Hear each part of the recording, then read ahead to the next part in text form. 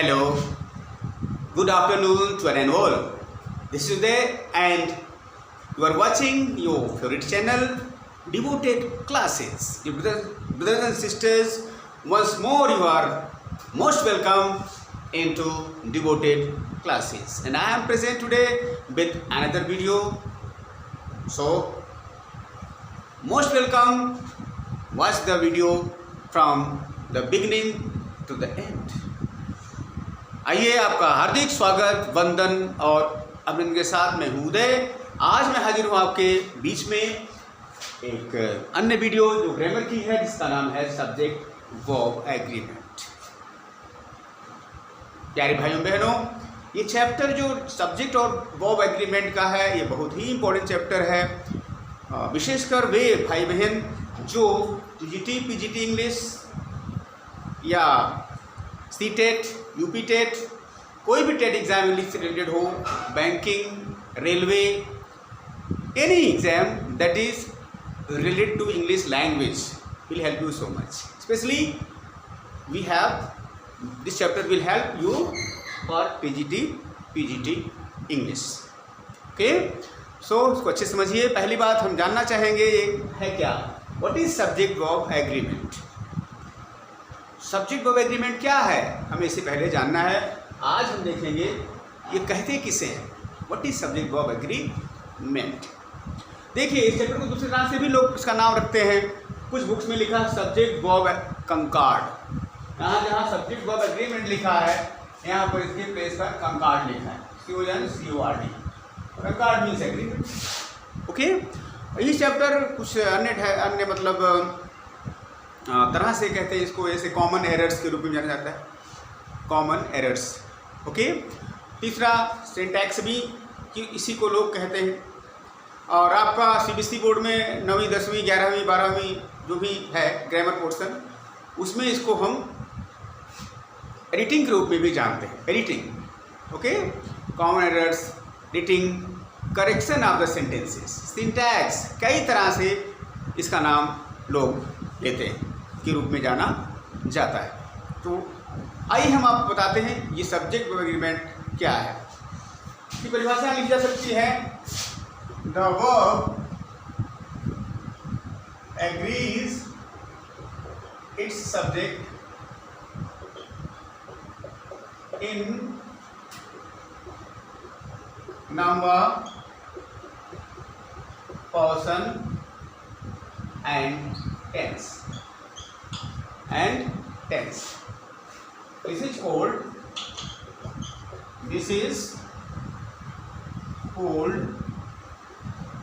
subject verb agreement। ठीक, यही है। क्या है, जो वर्ब होती है, वर्ब मीन्स यहाँ पर मेन वर्ब क्या करती है, एग्रीज माने स्वीकार करती है या फॉलोज करती है। एग्री मीन्स यहाँ पर फॉलोज क्या, इट्स सब्जेक्ट, अपने सब्जेक्ट को इन नंबर एंड पर्सन, नंबर में, पर्सन में और टेंस में। ठीक, उसे कहते हैं subject verb agreement. This is called subject verb agreement. Short में यही परिभाषा आपको मिलेगी सब्जेक्ट वर्ब एग्रीमेंट की। क्लियर। अब बात है कि है क्या, कैसे समझेंगे इसे। इसके लिए सबसे पहले हम चर्चा करेंगे नंबर, दूसरा पर्सन और तीसरा टेंस। ठीक, क्योंकि वर्ब इसी में स्वीकार करती है। पहली बात, नंबर हमारे यहाँ कितने हैं। We have 2 numbers in English, singular, plural. Singular, plural, एक के लिए सिंगुलर, दूसरे के लिए प्लूरल। ये boy singular, boys plural, girl singular, girls plural, child singular, children plural. ये सारे सिंगुलर के एग्जाम्पल हुए। बाकी पर्सन क्या है, पर्सन हमने बताया है जब हमने पढ़ाया था पार्ट्स ऑफ स्पीच, वहाँ पर हमने आपको डिटेल किया था पर्सन क्या है, पर्सन में क्या क्या चीज़ें आती हैं। पर्सन हमारे यहाँ क्या है, जितने भी सब्जेक्ट दुनिया में होंगे उन्हें 3 पर्सन में बांटा जाता है। पर्सनल प्रोनाउन से आया, ये 3 भागों में बांटा गया। पहला फर्स्ट पर्सन, दूसरा सेकेंड पर्सन और तीसरा third person. First person, second person और थर्ड पर्सन। ठीक, अब कहोगे ये क्या है सर, असल में हमने बताया है अच्छे से उसमें, और एक बार फिर से रिवाइंड करा दें। जब हम कहीं एक जगह बैठे हैं 3 लोग, जिसमें से एक आदमी बात करता है, दूसरा आदमी उसकी बात को सुनता है, और तीसरा आदमी भी बैठा है जो कि इसके बारे में बात की जा रही है। ठीक, तो ऐसी हालत में जो बंदा, जो आदमी बात करता है वो होता है फर्स्ट पर्सन, जिससे वो बात करता है उसको कहते हैं सेकंड पर्सन, और जिसके बारे में दोनों बात करते हैं यानी विषय, उसे कहते हैं third person. Meaning is the person who speaks is first, to whom he speaks is second, and of which both speak is called third person. 3 persons, okay? First person, second person and third person. Suppose मैं हूँ, I am talking to you, सामने का बंदा you हुआ है ना, और I am talking about this marker is black, fine, marker black and white, marker writes very smoothly. ये हम 2 लोग हुए, हमने बात किया। मैं बोलते समय जो अपने लिए यूज़ करूँगा जो वर्ड, उसके कहते हैं first person. I, me, my, mine, okay, we, us, our, ये सारे क्या हैं, ये हो फर्स्ट पर्सन। ठीक, और जिसको मैं बात कर रहा हूँ यू, अब यू को you, your self, different forms बनेगा, तो हो गया सेकेंड पर्सन। अब मैं इस मार्कर के बारे में बात कर रहा हूँ, marker is the third person. Clear, marker is the third person. ठीक है, यही हुआ आपका पर्सन। क्या हुआ, पर्सन, समझ गए होंगे? यस। और फिर भी हम कहेंगे, यदि हमारी बात आपकी नहीं समझ में आती है तो you are most welcome, you can send the message, okay. आप जहाँ कमेंट बॉक्स है उसमें मैसेज भेजें, यहाँ पर बात समझ में नहीं आई तो हम उसको अच्छे से आपको दोबारा समझाएंगे। ठीक, चलिए बात करते हैं फिर। यहाँ नंबर हो गया, पर्सन हो गया, और टेंस जान ही रहे, हमने पढ़ाया है आपको। टेंस का चैप्टर बहुत दिनों तक चला है, 12 टेंस होते हैं, है ना। परिचय भी हमने दिया अच्छे से, उसमें समझाया हुआ है, पढ़िएगा उसको। और हमारे सेंट जेवियर के बच्चे जो भी हैं स्कूल के, जो भी बच्चे हमारी वीडियो देख रहे हों, वो विशेष तौर से जो पहले हमने पढ़ाया चीज़ें टेंस वगैरह, उसको अच्छे से समझ लीजिए, पढ़ लीजिए, हमारी वीडियो देख लीजिए। ठीक, तब ये समझ में अच्छे से आएगा। टेंस के बारे में हम ज़्यादा डिटेल नहीं करेंगे, मैंने पढ़ा रखा अलग से, हमें इसकी जरूरत जानने की जरूरत नहीं है। टेंस के आधार पर जो वर्ब का यूज़ होता है, पर्सन के आधार पर वर्ब का यूज़ होता है, और नंबर भी ध्यान में रखना रहता है। जहाँ ये तीनों बातें होंगी, क्या, वर्ब के लिए सब नंबर होगा, वर्ब के लिए पर्सन होगा, और टेंस होगा। ठीक, अब बात करते हैं नंबर किसका होगा, सब्जेक्ट का, पर्सन किसका होगा, सब्जेक्ट का। ठीक, तो नंबर भी सब्जेक्ट हुआ, लेकिन टेंस अलग चलेगा, है ना। टेंस को भी वर्ब स्वीकार करती है, उसका टेंस के आधार पर भी फॉर्म बदलता है, रूप बदलता है। ठीक, इसको कहते हैं हम सब्जेक्ट वर्ब एग्रीमेंट। ये है शॉर्ट में डिफिनीशन किसकी, सब्जेक्ट वर्ब एग्रीमेंट की। परीक्षा में क्वेश्चन जो पूछता है, करेक्ट द फॉलोइंग सेंटेंसेस, कई तरह से पूछता है। Find the error if there is in any part, okay, या which part contains the error, कई तरह से क्वेश्चन पूछा जाता है। बाकी आगे चलते हैं हम। अब बात आएगी अच्छे से हम समझे इसे, तो मैं बताऊं आपको, जो वर्ब होती है वो अपने सब्जेक्ट के नंबर और पर्सन के अनुसार आती है। इस यहाँ पर जो जहाँ देख रहे हैं, इसका क्या मतलब है, इसका मतलब ये हुआ, अगर सब्जेक्ट फर्स्ट पर्सन है तो वर्ब भी फर्स्ट पर्सन होगी, क्योंकि पर्सन हमारे 3 हैं। अगर सब्जेक्ट फर्स्ट पर्सन है तो वो भी फर्स्ट पर्सन होगी, अगर सब्जेक्ट सेकेंड पर्सन है तो वो भी सेकेंड पर्सन होगी, अगर सब्जेक्ट थर्ड पर्सन है वो भी थर्ड पर्सन होगी। ठीक, इसी प्रकार से यदि सब्जेक्ट सिंगुलर है तो वो भी सिंगुलर होगी, यदि सब्जेक्ट प्लूरल है तो वो भी प्लूरल होगी, है ना। इसी को कहते हैं सब्जेक्ट वर्ब एग्रीमेंट। अगर सब्जेक्ट का टेंस, हाँ, अगर उस सेंटेंस में टेंस प्रेजेंट का है तो वह भी प्रेजेंट में होगी, प्रेजेंट इंडिफिनिट का है तो वह भी प्रेजेंट में होगी, प्रेजेंट कंटीन्यूअस का टेंस है तो वर्ब प्रेजेंट कंटीन्यूअस की होगी। ऐसे अगर अगर वर्ब जो है अगर पूरे सेंटेंस का टेंस पास्ट इंडेफिनिट है तो वर्ब भी पास्ट इंडेफिनिट में होगी। जहाँ पर ऐसा लागू होगा उसे कहेंगे सब्जेक्ट वर्ब एग्रीमेंट। ठीक, समझ रहे हैं? अब आगे हम इसको विस्तार करेंगे, पहले इतना आप लोग समझ लीजिए। स्क्रीनशॉट आप ले सकते हैं। चलिए, थैंक यू।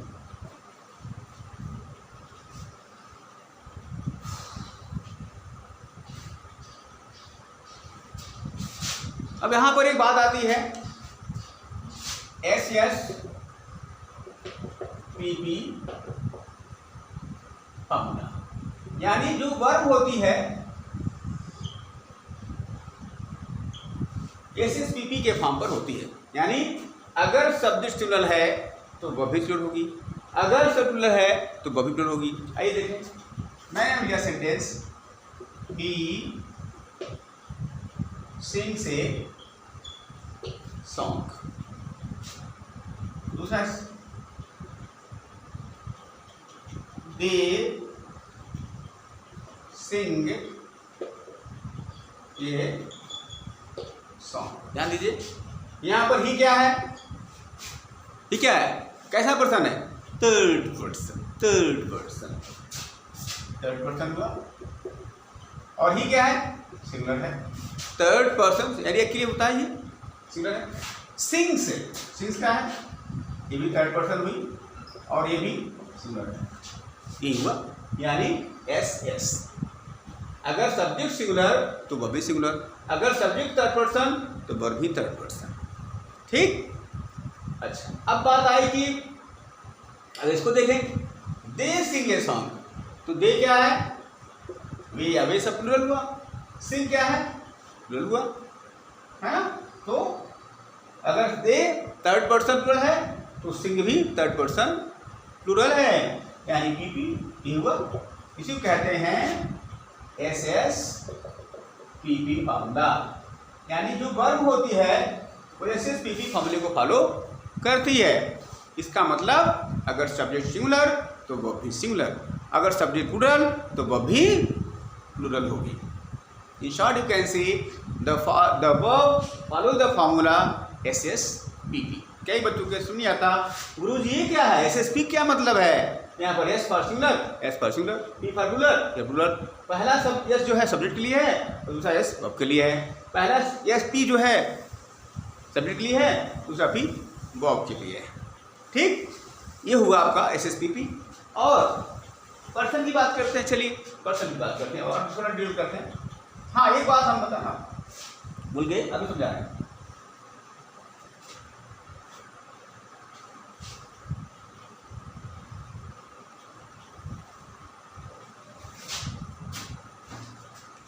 देखिए, अगर हम किसी वर्ब लेते हैं, क्या लेते हैं?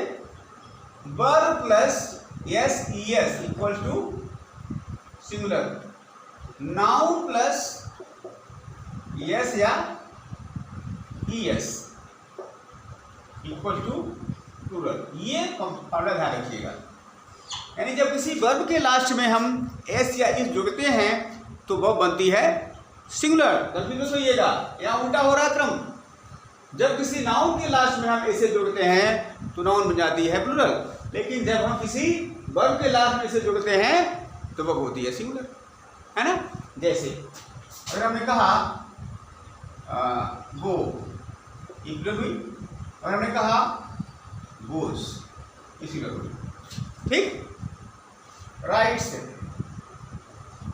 सिंगुलर हो गई, स्पीक्स हो गई। ये सारी जो है वर्ब, ये इधर नीचे वाली सब सिंगुलर सिंगुलर सिंगुलर हो गई, क्योंकि इसमें ES जुड़ता जा रहा है। ठीक, स्पीक्स S जुड़ा, राइट्स यहाँ S जुड़ा, यहाँ ES जुड़ा, क्या बना? सिंगुलर। लेकिन अगर हम इसको ऐसे कहते पेन, PEN, जो S क्या बनेगा? पेन्स। ऐसे हम कहे आपका डॉग, DOG, S जोड़िए, क्या बनेगा? डॉग्स। ऐसे ही कैट, S जोड़िए, क्या बनेगा? कैट्स। क्या मिला है? नाउन। ये सारे क्या है? पेन क्या है? नाउन है। डॉग क्या है? नाउन है। कैट क्या है? नाउन है। इसमें हम क्या जोड़े? सब में S जोड़ा जा रहा है। यहाँ S जोड़ा, यहाँ हमने S जोड़ा, यहाँ हमने प्लस एस किया, क्या मिला? Pens plural, dogs plural, cats plural, ये सारे क्या हो गए? प्लूरल। मतलब क्या निकला? नाउन के लास्ट में जब हम यस या इज जोड़ेंगे तो नाउन बन जाती है प्लूरल, लेकिन जब किसी वर्ब के लास्ट में यस या इज जोड़ा जाता है तो वर्ब बनती है सिंगुलर। सॉरी, नाउन के लास्ट में जब एस से जोड़ा जाता है तो नाउन बनती है प्लूरल, और जब वर्ब के लास्ट में इसे जोड़ते हैं तो वर्ब बनती है सिंगुलर। ठीक, उल्टा थोड़ा सा नाउन से है। हाँ, अलग बात है, आगे आप पढ़ेंगे अपवाद कुछ है जो वर्ब देखने में प्लूरल लगती है जबकि सिंगुलर है, जैसे इकोनॉमिक्स, इकोनॉमिक्स, फिजिक्स, यस लगा है ना, इथिक्स, मैथमेटिक्स, यस यस सब में लगा हुआ है। और देखने में बिल्कुल क्या होना चाहिए, इस रूल पर प्लूरल होना चाहिए, लेकिन ये नहीं ऐसा हुआ जबकि वो सिंगुलर है सारे। तो कुछ अपवाद हैं रूल, ये आगे हम पढ़ाएंगे, इसी क्रम में आएगा। अभी आज हम परिचय मात्र दे रहे हैं, आने वाली सीरीज में ये सारी चीज़ें हम डिटेल में आपको बताएंगे। उसका अपवाद है इस रूल का, इसका noun plus verb plus S equal to singular और noun plus S equal to plural, उसका ये अपवाद हुआ। ठीक है, तो सब्जेक्ट वर्ब एग्रीमेंट। चलिए और जान लेते हैं कुछ।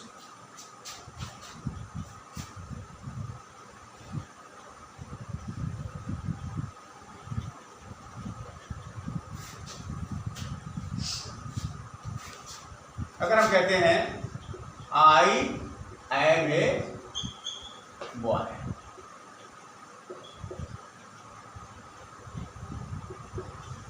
ही इज ए बॉय, इसके बाद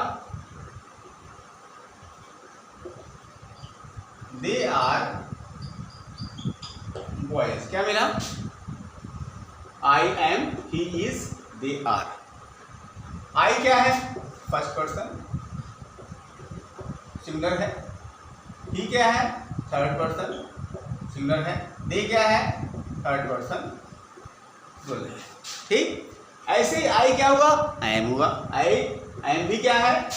फर्स्ट पर्सन है और ये सिंगुलर है। इज क्या है? थर्ड पर्सन और ये है सिंगुलर। और आर क्या है? ये भी हो गया यहाँ पर थर्ड पर्सन और प्लूरल। वही हो गया एसएसपी फॉर्मूला। मतलब पर्सन के हिसाब से वर्ब बदल रही है। आई का हो गया, आई के साथ एम हो गया, ही के साथ इज हो गया, दे के साथ आर। कई बच्चे पूछते हैं सर आई के साथ एम क्यों लगता है और ही के साथ इज क्यों नहीं, और ऐसे अगर हम कर दें आई इज और ही एम तो गलत होता है, क्यों? ये समझाइए सर, हम तो कंफ्यूज हो गए, है ना। हाँ, वही है चक्कर पर्सन वाला। आई के साथ एम होता है क्योंकि एम क्या है? फर्स्ट पर्सन है। जैसे आई फर्स्ट पर्सन, एम भी फर्स्ट पर्सन है। इस प्रकार से ही यहाँ ही के साथ एम किए तो उल्टा हो गया ना, ही क्या है? थर्ड पर्सन, इज भी थर्ड पर्सन है। ठीक, ही सिंगुलर है, सिंगुलर, आई सिंगुलर, एम सिंगुलर। मतलब ये अपने पर्सन के हिसाब से चेंज हो रही है। आई के साथ एम हो गया, इज हो गया, इसीलिए करेक्ट होगा केवल इज, क्योंकि अगर हम आई साथ इज लिखेंगे गलत होगा, क्योंकि इज तो थर्ड पर्सन सिंगुलर है, हमें चाहिए first person singular. I am क्या है? फर्स्ट पर्सन सिंगुलर है, इसीलिए। ठीक, समझ आया होगा। आगे पढ़ेंगे आप ऐसी ही वर्ब जो अपने सब्जेक्ट के अनुसार चेंज होती है, अर्थात यदि सब्जेक्ट फर्स्ट पर्सन है तो वर्ब भी फर्स्ट पर्सन होगी, यदि सब्जेक्ट सेकेंड पर्सन है तो वर्ब भी सेकेंड पर्सन होगी, यदि सब्जेक्ट थर्ड पर्सन है तो वर्ब भी थर्ड पर्सन होगी, यदि सब्जेक्ट सिंगुलर है तो वर्ब भी सिंगुलर होगी, यदि सब्जेक्ट प्लूरल है तो वर्ब भी प्लूरल होगी। ठीक, इसी का नाम है फाइनाइट वर्ब। क्या नाम है? Finite verb. ये चैप्टर हम पढ़ा चुके हैं पार्ट सीरीज में, आप उस वीडियो को देखिएगा, प्रीवियस वीडियो जहाँ सीरीज चल रही है पार्ट्स ऑफ स्पीच की, उसमें आपको ये देखने को मिलेगा फाइनाइट वर्ब क्या है। ठीक है, ये था आज का आपका वीडियो जिसमें हमने सीखा सब्जेक्ट वर्ब एग्रीमेंट क्या है, इसका डिफिनेशन क्या है, इसका यूज़ क्या है, ये सब मैंने आपको आज बताया। Any problem? So today just I introduce subject verb agreement. Later, I will tell you so many rules are there. I will tell those rules one by one in the coming parts of the video. Okay, it's lengthy series. So have patience and keep on watching my video. So that's enough for today. Hope that of course you like my videos. So I hope you subscribe my channel. Those who are new, please subscribe my channel and watch my videos. After watching my videos, you give your nice comments, like and share. So that's enough for today. Thank you very much for watching this video. And until I make and upload other video, till then you keep on practicing, enjoying your life, and just taking care of yourself. Keep on practicing, keep on smiling. Okay, so thank you very much for watching this video. Hope that this video will be very useful for you. Now it's time to say bye bye. See you. Take care.